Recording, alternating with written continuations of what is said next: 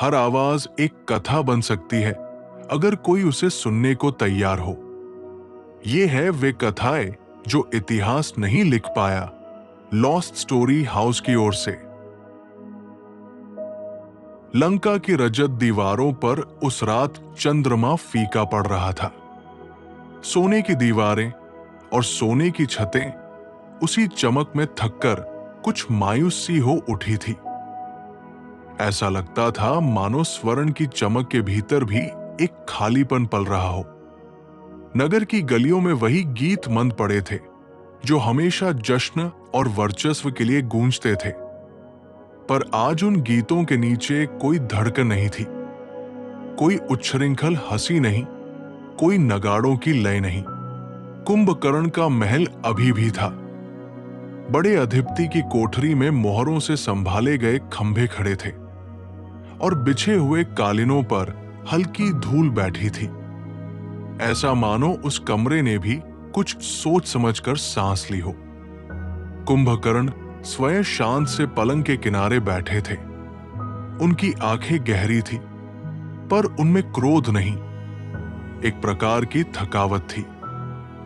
एक विशाल प्राणी की वो थकावट जो केवल करने और पाने से आती है, न कि करने की शारीरिक थकान। वो उठकर बगीचे की ओर चले। बाहर हवा धीमी थी। समुद्र की लंबी सांसें दूर कहीं ठहर कर लौटती थी।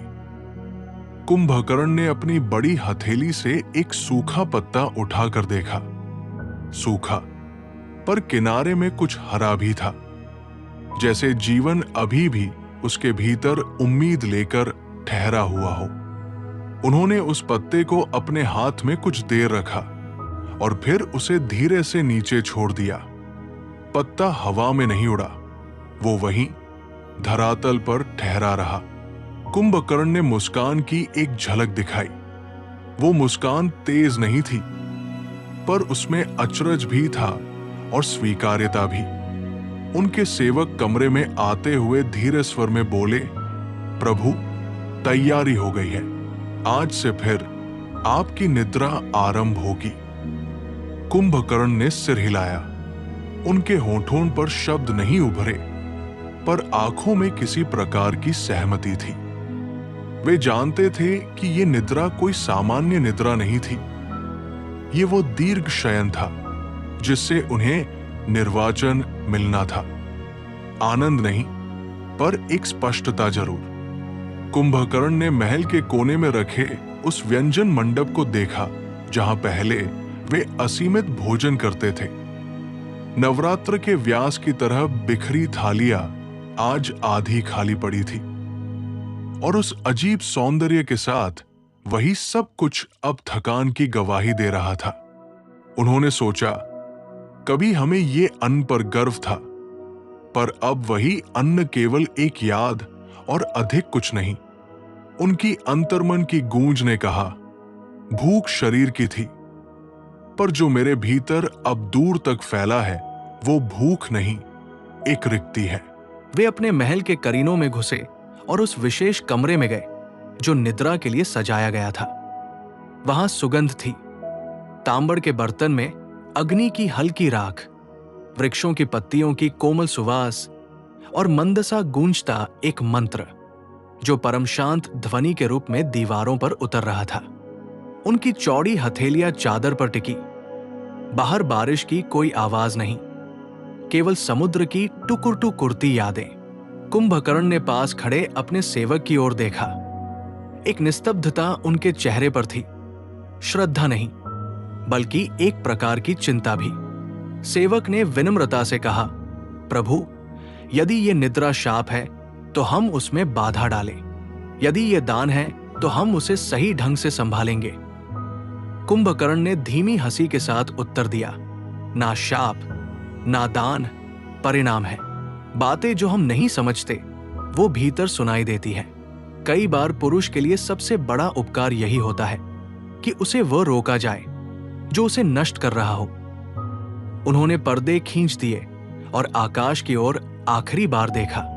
ऊपर तारों का एक गोलाब सा ताना बाना था, पर आज उस तारा मंडल में भी कुछ उदासी थी। जैसे तारों ने भी अपनी चमक को फिर किसी हेतु के लिए संचित कर रखा हो।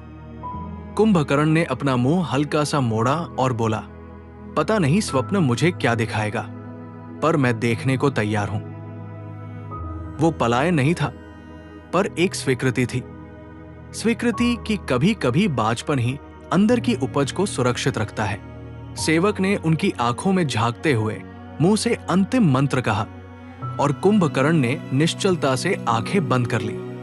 नींद में उतरते सुते उनकी श्वास गहरी हुई, पहले धीमी, फिर और धीमी, जैसे समुद्र की लहरें कोई गुप्त सरगम गा रही हों। परंतु ये कल्पना ही थी। वास्तविकता में समस्त लंका ने एक क्षण के लिए झुककर उनका अभिनंदन किया, न विजय के लिए, न कीर्ति के लिए, बल्कि उस सन्नाटे के लिए जिसमें अब उनकी आवाज भी विलीन हो जाएगी। कुंभकर्ण के मन में आखिरी सतही विचार ये था कि शायद हर महान शक्ति को कोई ठहराव चाहिए। निरंतर होना स्वयं एक भार हो सकता है। और जैसे ही वो विचार पल्लवित हुआ, उनकी आंखों पर नींद की ओट ने बेल डाल दी और उनके भीतर स्वप्नों की इमारत जगी। कुंभकर्ण के भीतर कुछ टूट सा गया, पर वो टूटना पीड़ा का नहीं था, वो शांति का था।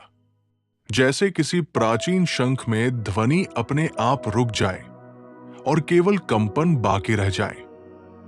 धीरे धीरे उसकी सांसें लय बन गई, एक दीर्घ गूंज जो मंदिर के गर्भगृह की प्रतिध्वनि जैसी थी। वो नींद में था, पर नींद उसे नहीं पकड़ रही थी, नींद उसे खोल रही थी। पहले चारों ओर अंधकार फैला, कोई रंग नहीं, कोई दिशा नहीं। फिर उस अंधकार में तरंगे उठीं, जैसे जल नहीं पर विचार चल रहे हों। उन तरंगों पर चलते चलते उसने महसूस किया कि उसके कदम अब धरती पर नहीं, किसी अनजाने जल में पड़ रहे हैं। नींद का वो जल गहरा था, पर भयावह नहीं। वहां कोई खतरा नहीं, केवल भारहीनता थी। धीरे धीरे उसने पाया कि उस जल में प्रतिबिंब है, लाखों अनगिनत झिलमिलाते हुए। हर प्रतिबिंब एक चेहरा था, किसी का रोता हुआ, किसी का मुस्कुराता, किसी का क्रोधित, किसी का शांत। कुंभकर्ण ने महसूस किया, ये संसार के लोग हैं, मनुष्य, देवता, राक्षस, सब यहां हैं, एक समान। नींद के भीतर सब एक हो जाते हैं, जागृति ही उन्हें अलग करती है। वो चलता गया और उसके पैरों के नीचे की तरंगे उसके हर विचार के साथ रूप बदलने लगी। कभी धरती बन जाती, कभी बादल, कभी मंदिर का आंगन। उसे समझ नहीं आ रहा था कि वो चल रहा है या अपने भीतर झांक रहा है।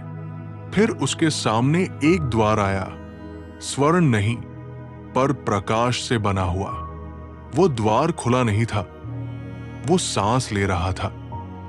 कुंभकर्ण ने हाथ बढ़ाया और द्वार ने खुद को उसके लिए खोल दिया।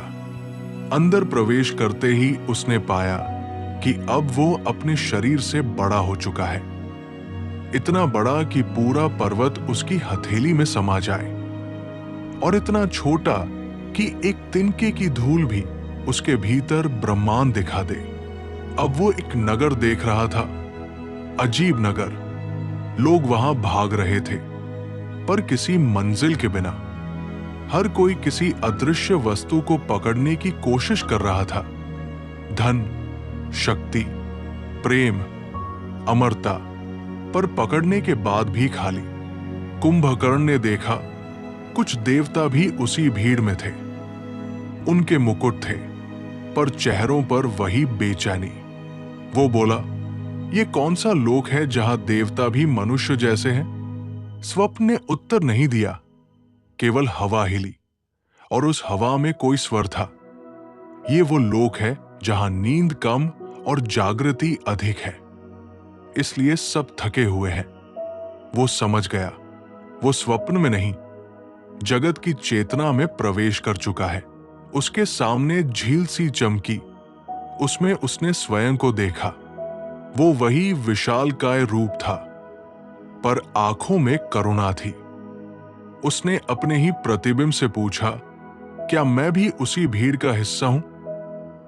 प्रतिबिंब बोला, हर वह प्राणी जो कभी संतुष्ट नहीं हुआ वही भीड़ का हिस्सा है। कुंभकर्ण ने झील में हाथ डाला। पानी में उसके स्पर्श से तरंगे उठीं और हर तरंग में एक कथा उभरी, किसी का जन्म, किसी की मृत्यु, किसी की प्रार्थना। वो देखता रहा, मंत्रमुग्ध, जैसे सृष्टि स्वयं उसके भीतर जीवित हो। अब उसके चारों ओर स्वर गूंजने लगे। कोई गा नहीं रहा था, पर लय चल रही थी। नदियां बोलने लगी, पहाड़ गुनगुनाने लगे और हवा में कोई अनसुनी शांति थी।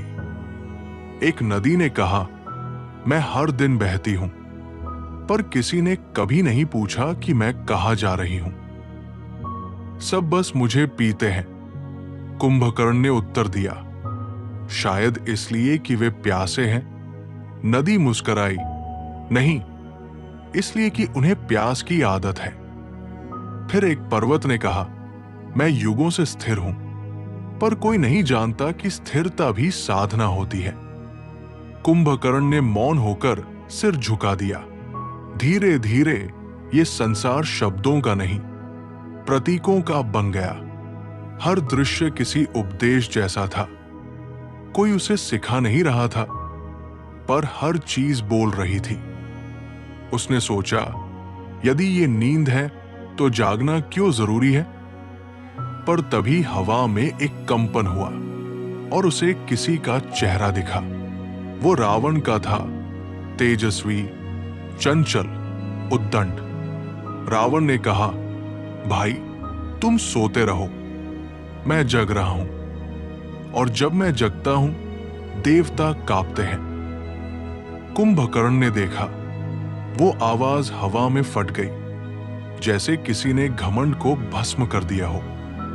फिर आवाज आई, हर जागरण शक्ति नहीं देता, कभी कभी विनाश भी। कुंभकर्ण ने महसूस किया कि ये आवाज उसके भीतर से आई है। स्वप्न अब केवल दृश्य नहीं रहा था, वो चेतना बन गया था। एक विशाल दर्पण सा संसार जहां हर प्रतिबिंब कोई संदेश लेकर आता था। धीरे धीरे आकाश बदलने लगा, नीला, फिर सुनहरा, फिर चांदी सा। वो समझ गया, नींद अब गहरी हो रही है और उसके भीतर कुछ और बड़ा खुलने वाला है। उसने आंखें मूंदी और एक पल में सब कुछ स्थिर हो गया। आवाजें, दृश्य, लहरें, सब। अब केवल एक गूंज रह गई, तू जिस नींद में है वही जागृति का द्वार है। कुंभकर्ण मुस्कराया। अब वो भय में नहीं था। वो समझ चुका था कि उसे स्वप्न नहीं देखना, स्वप्न को जीना है। नींद के भीतर अब कोई रूप नहीं बदल रहा था, कोई दिशा नहीं थी।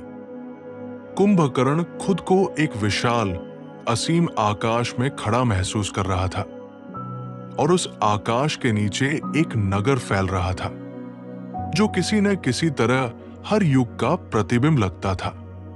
नगर के बीचों बीच एक चौक था। वहां हर दिशा से लोग आ रहे थे। उनके वस्त्र अलग थे, उनके चेहरे अलग थे, पर उनकी आंखें एक सी थी, प्यास से भरी हुई। कुंभकर्ण ने देखा, वहां एक लंबा पंक्तिबद्ध भोजन वन था। असीमित थालियां, झिलमिलाते पकवान और लोग जो खाते जा रहे थे, पर भूख कम नहीं हो रही थी। वो भोजन करते करते और पतले हो रहे थे, जैसे हर निवाला उन्हें थोड़ा और खाली कर रहा हो। उसने पूछा, तुम खा क्यों रहे हो जब तृप्त नहीं हो रहे? एक आवाज आई, बिना किसी मुख के, क्योंकि तृप्ति से डर लगता है। जब भूख नहीं रहेगी तब हम कौन होंगे? कुंभकर्ण चौंक गया। वो भी तो हमेशा यही करता था, भोजन, युद्ध, नींद, फिर भोजन। क्या ये केवल उसका शरीर था जो विशाल था, या उसकी इच्छाएं भी? वो आगे बढ़ा। चौक अब एक बाजार में बदल चुका था। लोग वहां सुख बेच रहे थे, प्रेम खरीद रहे थे, भय का व्यापार कर रहे थे। हर वस्तु की कीमत अलग थी, पर हर कीमत में एक ही मुद्रा चल रही थी, लालच। एक व्यापारी ने उसे देखा और बोला, क्या चाहिए? महारथी, शक्ति, कीर्ति, अमरत्व? कुंभकर्ण ने पूछा, और इसके बदले तू क्या लेगा? व्यापारी मुस्कुराया, तेरी शांति। उस क्षण कुंभकर्ण ने महसूस किया, संसार की सबसे बड़ी मुद्रा यही है। जिसके पास शांति है, उसके पास सब है, और जो शांति बेच दे, वो सब खो देता है। अब दृश्य बदल गया। सामने एक दर्पणों का महल खड़ा था। हजारों दर्पण, हर दर्पण में एक चेहरा, वही उसका चेहरा। पर हर दर्पण का कुंभकर्ण अलग था। किसी में रक्तरंजित, किसी में भूखा, किसी में हंसता, किसी में रावण जैसा गर्वित। हर दर्पण में उसने अपने किसी रूप को देखा और धीरे धीरे समझ गया कि ये सब उसके भीतर ही है। उसने एक दर्पण को छुआ, उसमें लहर उठी और एक स्वर गूंजा, तू जो देख रहा है वो तेरा रूप नहीं, तेरा कारण है। कुंभकर्ण ने कहा, कौन बोल रहा है? उत्तर आया, तेरी इच्छा। मैं ही वो हूं जिसने तुझे जगाया, जिसने तुझे लिटाया, जिसने तुझे बांधा। और अब जब तू मुझे देख रहा है तो तू मुझसे मुक्त हो रहा है। दर्पण टूटने लगे, पर हर टूटे टुकड़े में एक दृश्य उभर आया। कहीं एक राजा अपने ही दरबार में अकेला था, कहीं एक साधु दान लेता हुआ मुस्कुरा रहा था, कहीं एक देवता अपने यज्ञ की अग्नि में स्वयं की प्रतिमा डाल रहा था। हर दृश्य में वही भूख थी, कुछ पाने की, कुछ बनने की, कुछ न समाप्त होने की। कुंभकर्ण ने घुटनों पर बैठते हुए कहा, भूख, तेरा कोई अंत नहीं। तभी हवा में एक धीमी हंसी गूंजी। भूख का अंत तभी होता है जब तू भूख को पहचान ले। तू खुद भूख है और तू ही तृप्ति। उसने आंखें बंद की और उसके भीतर कुछ हल्का हुआ, जैसे कोई बोझ उतर गया हो। नींद अब गहरी नहीं लग रही थी, बल्कि साफ लग रही थी, जैसे आत्मा के भीतर कोई झरना बह चला हो। धीरे धीरे वो फिर चलने लगा। अब नगर शांत था, लोग स्थिर थे, भोजन रुक चुका था। उसने आकाश की ओर देखा। वहां कोई सूर्य नहीं था, पर उजाला था, एक ऐसी रोशनी जो आंख से नहीं भीतर से दिखती है। और उसी प्रकाश में उसने सुना, जब तू अपनी इच्छा देख लेता है तब तू देवता के भी परे पहुंच जाता है। कुंभकर्ण मुस्कुराया। ये स्वप्न अब दंड नहीं, दीक्षा था। अब उसे पता था कि उसका शाप क्यों मिला, क्योंकि जागृत लोग जो नहीं देख पाए वो एक सोता हुआ देख सके। स्वप्न अब स्थिर था, न कोई नगर, न भीड़, न दर्पण, सिर्फ शांति, इतनी गहरी कि उसमें ध्वनि भी पिघल जाए। कुंभकर्ण उस शांति के बीच एक मैदान में खड़ा था। चारों ओर धुंध थी, पर वो अंधकार नहीं था, वो मौन का रूप था। धीरे धीरे वो धुंध खुलने लगी और सामने एक हरित वन प्रकट हुआ, जिसमें पत्तों पर ओस के मोती चमक रहे थे। पेड़ों की शाखाएं लहराती थी, जैसे किसी अदृश्य लय पर झूम रही हो। कुंभकर्ण ने महसूस किया, हवा स्थिर नहीं है, वो कुछ कह रही है। उसने ध्यान से सुना। हवा की हर सरसराहट में एक अक्षर था, और हर अक्षर किसी रहस्य की गवाही दे रहा था। एक कोमल स्वर उसके कानों में उतरा, तू विशाल है, पर तेरे भीतर जो मौन है वही तेरा असली आकार है। कुंभकर्ण ने चारों ओर देखा, कोई नहीं था। फिर वो आवाज नदी की दिशा से आई। वो नदी पास गई, न बहुत गहरी न उथली, पर उसकी धारा अजीब थी। जल बह रहा था, पर किसी दिशा में नहीं। कुंभकर्ण ने पूछा, नदी, तू बह क्यों रही है जब तुझे कहीं पहुंचना नहीं? नदी ने मुस्कुराकर कहा, बहना मेरा धर्म नहीं, मेरा स्वभाव है। तू भी बह, न पहुंचने के लिए, बस रहने के लिए। उसके शब्दों में एक करुणा थी, जैसे मां अपने बच्चे को किसी महान रहस्य को सरल रूप में समझा रही हो। फिर कुंभकर्ण ने देखा, एक पर्वत दूर खड़ा है, धूप में स्नान करता हुआ। वो उसकी ओर चला। हर कदम पर जमीन थोड़ी और दृढ़ लगने लगी, जैसे पृथ्वी खुद उसके साथ चल रही हो। पर्वत ने कहा, मैं युगों से यहां हूं, स्थिर, पर स्थिरता भी साधना है। हर चोट, हर वर्षा, हर ऋतु मेरे भीतर उतरती है और मैं कुछ नहीं कहता। मौन होना मृत्यु नहीं, धैर्य है। कुंभकर्ण ने सिर झुका लिया। उसने अनुभव किया, ये पर्वत जो बोल रहा है वो कोई बाहरी पर्वत नहीं, बल्कि उसकी आत्मा का स्वर है। वो आगे बढ़ा। अचानक एक वटवृक्ष दिखा। उसकी जटाएं जमीन में उतर रही थी, जैसे जड़ें धरती को आलिंगन दे रही हों। वो वृक्ष बोला, हर जड़ नीचे जाती है ताकि तना ऊपर उठ सके। जो भीतर गहराता है वही बाहर खिलता है। तू जिस नींद में जा रहा है वही तेरी जड़ है। कुंभकर्ण ने पेड़ की छाल पर हाथ रखा। वो गर्म थी, जैसे उसमें कोई जीवन धड़क रहा हो। उसने आंखें बंद की और हवा ने उसके कान में फिर कहा, नींद तेरी साधना है, न कि तेरी सजा। तू सोता नहीं, तू संसार को विश्राम देता है। उसने पूछा, मैं विश्राम देता हूं? स्वर बोला, हां, जब तू सोता है संसार का संतुलन लौटता है। तेरी शांति से सबको विराम मिलता है। जो सोने को स्वीकार कर सके वही जीवन को भी जान सकता है। कुंभकर्ण की आंखों में हल्का उजाला उतर आया। वो समझने लगा कि उसकी निद्रा किसी स्वार्थ का परिणाम नहीं, बल्कि एक दिव्य संतुलन का हिस्सा है। अब उसके चारों ओर हवा हल्की हो गई थी। कोई सुगंध तैर रही थी, फूलों की नहीं, पर शब्दों की। हर कण बोल रहा था।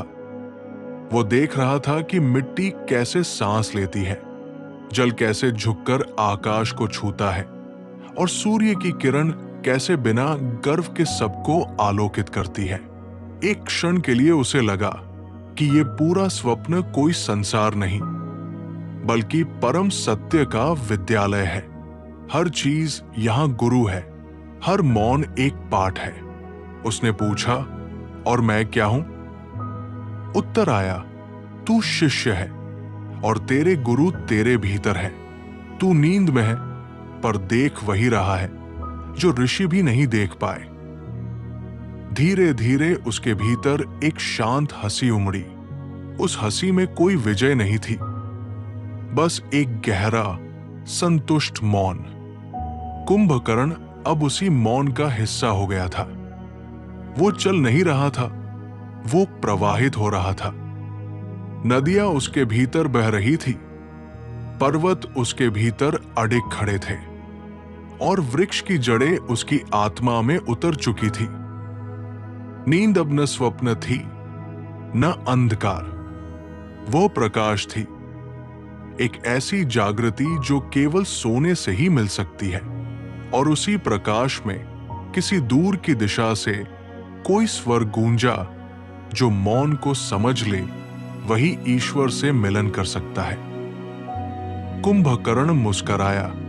अब उसे नींद से डर नहीं था।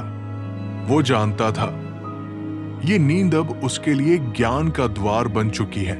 स्वप्न के भीतर अब प्रकाश की एक नई परत खुली। वो प्रकाश न दिन का था न रात का।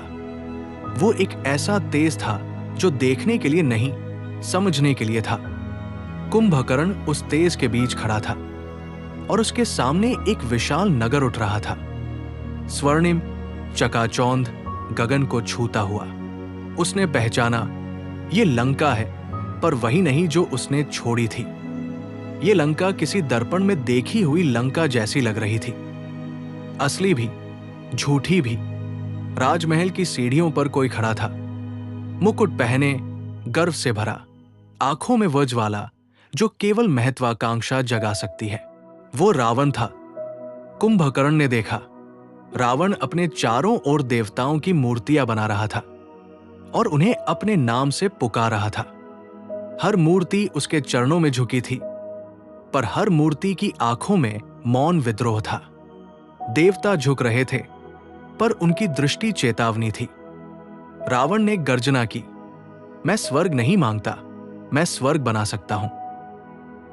आकाश थरथराया, बिजली की तरह कोई आवाज गिरी, पर वो आवाज किसी बादल की नहीं, कर्म की थी। वो रावण की आत्मा को फटकार रही थी। कुंभकर्ण ने वो दृश्य देखा और उसके भीतर कुछ खिंच गया। वो बोला, भाई, तू वही बना जो देवता डरते हैं, पर तू भूल गया कि डर और आदर के बीच एक रेखा होती है।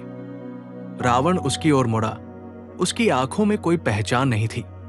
वो मुस्कराया, जो सोता है वो क्या जाने जागने की शक्ति। कुंभकर्ण ने उत्तर नहीं दिया।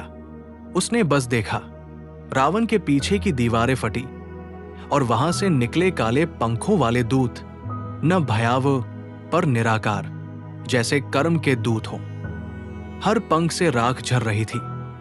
लंका की स्वर्ण छतें उसी राख से रंगी थी। तभी दृश्य बदला। देवता एक सभा में बैठे थे। इंद्र, वरुण, अग्नि, यम, सब मौन। कुंभकर्ण उनके बीच पहुंचा। उनके चेहरों पर न प्रसन्नता थी न दुख, बस वही स्थिरता जो निर्णय के पहले आती है। इंद्र ने कहा, हम रावण को नहीं गिराएंगे, वो स्वयं गिरेगा, पर जब वो गिरेगा तो लंका भी साथ जाएगी। कुंभकर्ण ने पूछा, और मैं? यमराज की आंखों में हल्की दया थी। तू सोता रह, तेरी नींद में ही ब्रह्मांड का संतुलन है। जब तू जागेगा, युद्ध अपने आप आ जाएगा। कुंभकर्ण चुप रहा। उसने अपने भीतर किसी तरंग को महसूस किया। एक निःशब्द गुस्सा नहीं, दया थी। वो रावण के स्वप्न में लौट आया। अब लंका में युद्ध की गंध थी। आकाश लाल हो चुका था। कवचों की टकराहट, मंत्रों की ज्वाला और हर तरफ अहंकार की गूंज। कुंभकर्ण ने देखा, वो खुद भी मैदान में खड़ा है।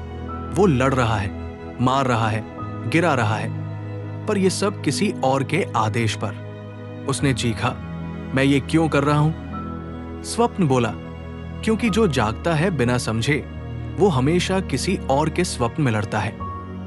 कुंभकर्ण की आंखों में आंसू आ गए। उसने तलवार फेंकी, पर तलवार जमीन पर नहीं गिरी, वो प्रकाश में बदल गई।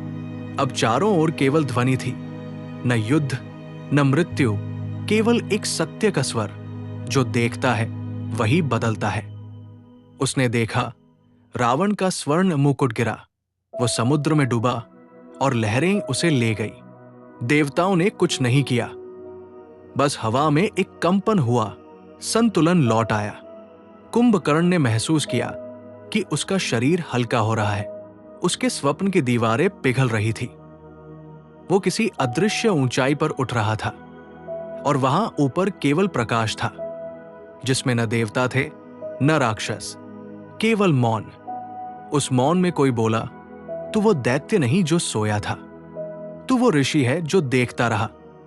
कुंभकर्ण के चेहरे पर एक शांत मुस्कान आई। अब वो जान चुका था, नींद भी एक तपस्या है और मौन भी एक उपदेश।